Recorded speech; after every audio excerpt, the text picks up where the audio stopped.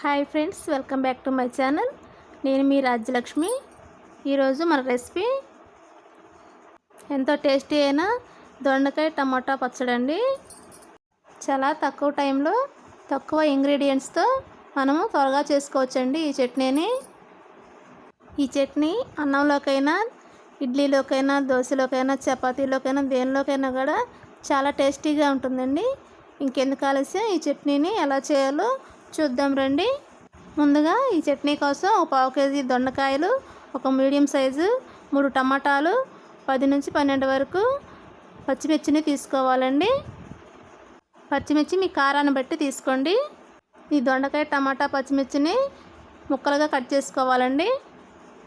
చూసారుగా, ఈ విధంగా ముక్కలుగా కట్ చేసుకోవాలి. ఆ తర్వాత స్టవ్ ఆన్ చేసుకొని కడాయి పెట్టుకొని ఆయిల్ వేసుకోవాలండి. 2 స్పూన్స్ వరకు ఆయిల్ వేసుకున్నాను. ఆయిల్ హీట్ అయిన తర్వాత మనం ముందుగా కట్ చేసి ఉంచుకున్న పచ్చిమిర్చి ముక్కల్ని ఇందులోకి వేసుకోవాలి. పచ్చిమిర్చిని డైరెక్ట్గా వేస్తే పేలిపోతాయండి, అందుకని ముక్కలుగా కట్ చేసుకొని వేసుకుంటే మంచిగా వేగుతాయి. ఈ పచ్చిమిర్చిని బాగా వేయించుకోవాలండి. నేను తీసుకున్న పచ్చిమిర్చికి కొంచెం కారం ఎక్కువగా ఉంటుందండి, అందుకని 10 పచ్చిమిర్చి మాత్రమే తీసుకున్నాను. పచ్చిమిర్చి బాగా కలర్ చేంజ్ అయ్యేంత వరకు వేయించుకోవాలి. పచ్చిమిర్చి బాగా మెత్తబడిపోయిందండి. ఇప్పుడు మనం ముందుగా కట్ చేసి ఉంచుకున్న దొండకాయ ముక్కల్ని ఇందులోకి వేసుకోవాలి. దొండకాయ ముక్కలు వేసాక మొత్తం ఒకసారి కలుపుకోవాలి. దొండకాయ ముక్కలు కూడా బాగా ఫ్రై అవ్వాలండి. మంచిగా ఫ్రై అయిన తర్వాత మనం ముందుగా కట్ చేసి ఉంచుకున్న టమాటా ముక్కల్ని ఇందులోకి వేసుకోవాలి. ఇప్పుడు 15 నుంచి 20 వరకు వెల్లుల్లి రెబ్బలను వేసుకోవాలి. ఆ తర్వాత కట్ చేసిన ఒక పెద్ద ఉల్లిపాయను కూడా ఇందులోకి వేసుకోవాలండి. మనం వేసిన ఇంగ్రీడియంట్స్ అన్నీ బాగా ఫ్రై అయ్యేంత వరకు ఫ్రై చేసుకోవాలి. తర్వాత వీటిని చల్లారనివ్వాలి. ఇప్పుడు ఒక మిక్సీ జార్ తీసుకొని అందులోకి మనం వేయించి చల్లార్చి ఉంచుకున్నాం కదండి దొండకాయ మిశ్రమాన్ని ఇందులోకి వేసుకోవాలి. దొండకాయలు పచ్చిగా లేకుండా బాగా ఫ్రై అయితేనే టేస్ట్ బాగుంటుందండి. దొండకాయ ముక్కలన్నీ కూడా ఈ మిక్సీ జార్లో వేసిన తర్వాత దీనికి తగ్గట్టుగా మనము ఒక చిన్న నిమ్మకాయ సైజ్ అంతా చింతపండును వేసుకోవాలండి. చింతపండు మరీ ఎక్కువ వేయకండి, ఒక చిన్న నిమ్మపండు సైజ్ అంతా వేసుకుంటే సరిపోతుంది. ఆ తర్వాత 1 టీ స్పూను జీలకర్ర కూడా వేసుకోవాలి. ఇప్పుడు రుచికి తగ్గట్టుగా ఒక 2 స్పూన్ల సాల్ట్ని కూడా వేసుకోవాలి. ఒక గుప్పెడు కొత్తిమీరని శుభ్రంగా కడిగి వేసుకోవాలండి. వీటన్నిటిని మనం రోట్లో పచ్చడి నూరితే ఎలా వస్తుందో ఆ విధంగా మిక్సీ పట్టుకోవాలి. మరి మెత్తని పేస్ట్లా కాకుండా బరకగా ఉండేటట్లుగా దీన్ని మిక్సీ పట్టుకోవాలండి.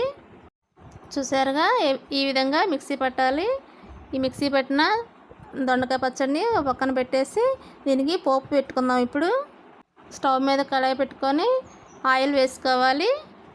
ఆయిల్ హీట్ అయిన తర్వాత 1 స్పూను జీలకర్ర, అలాగే 1 స్పూను ఆవాలు కూడా వేసుకోవాలి.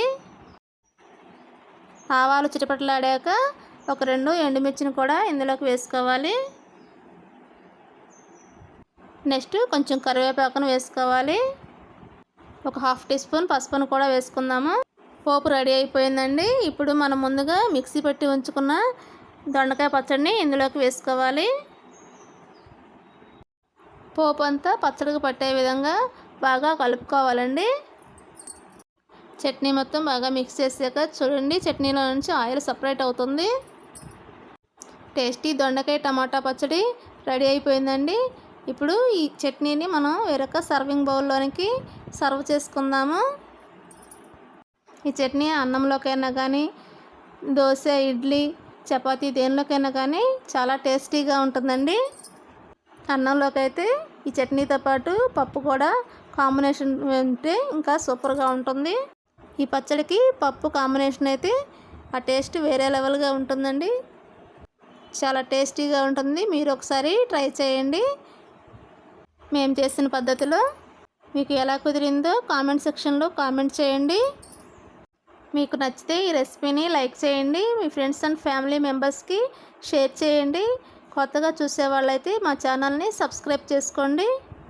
వీడియో చూసిన ప్రతి ఒక్కరూ తప్పకుండా లైక్ చేయండి. ఇంకా ఎన్నో టేస్టీ అండ్ హెల్దీ రెసిపీస్ కోసం మా ఛానల్ని ఫాలో అవ్వండి. ఇంకొక మంచి హెల్దీ అండ్ టేస్టీ రెసిపీతో మరలా కలుద్దామండి. Thanks for watching my video. Take care all of you.